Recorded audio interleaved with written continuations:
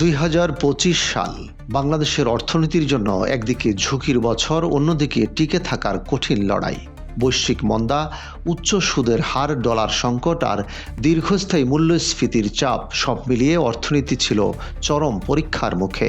তবে বছর শেষে বড় কোনো বিপর্যয় নয়, বরং এক ধরনের ভঙ্গুর হলেও নিয়ন্ত্রিত স্থিতিশীলতার চিত্রই সামনে এসেছে। প্রাথমিক হিসাব অনুযায়ী 2025 সালে বাংলাদেশের জিডিপি প্রবৃদ্ধি ছিল 5 থেকে 5.5% মধ্যে।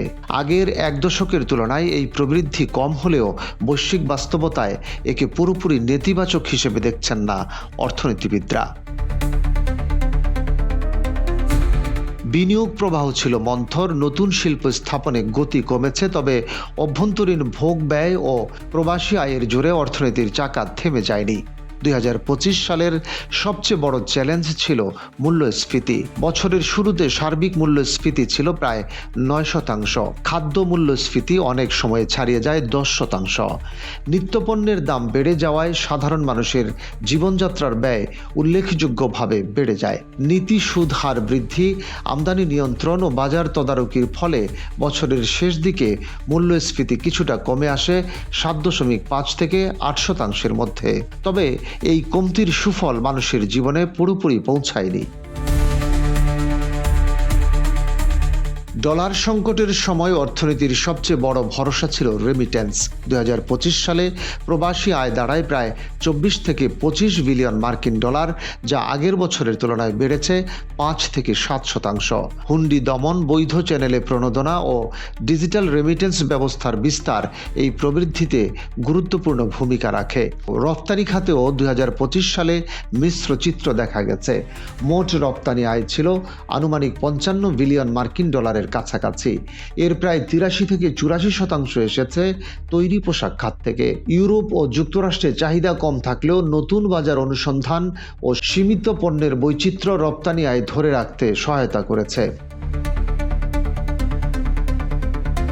বৈদেশিক মুদ্রার রিজার্ভ পুরো বছর জুড়েই ছিল চাপে।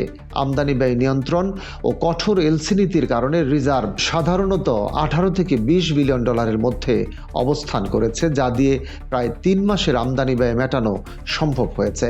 IMF কর্মসূচির আওতার নীতি সংস্কার অব্যাহত থাকলেও এর সামাজিক প্রভাব নিয়ে আলোচনা ছিল তীব্র।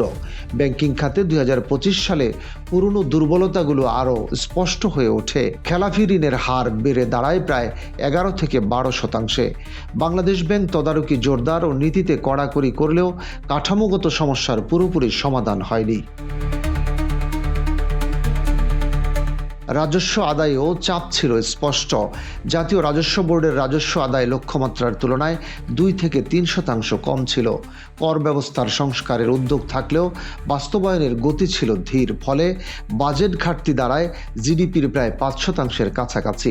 সব মিলিয়ে 2025 সাল বাংলাদেশের অর্থনীতিতে ছিল উচ্চ ঝুঁকির মধ্যেও ভারসাম্য ধরে রাখার বছর।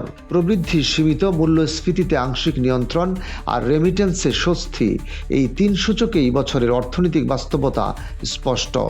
তবে বিশ্লেষকদের মতে কাঠামোগত সংস্কার ছাড়া এই স্থিতিশীলতা ভবিষ্যতে টেকসই প্রবৃদ্ধিতে রূপ নেওয়া কঠিন হবে।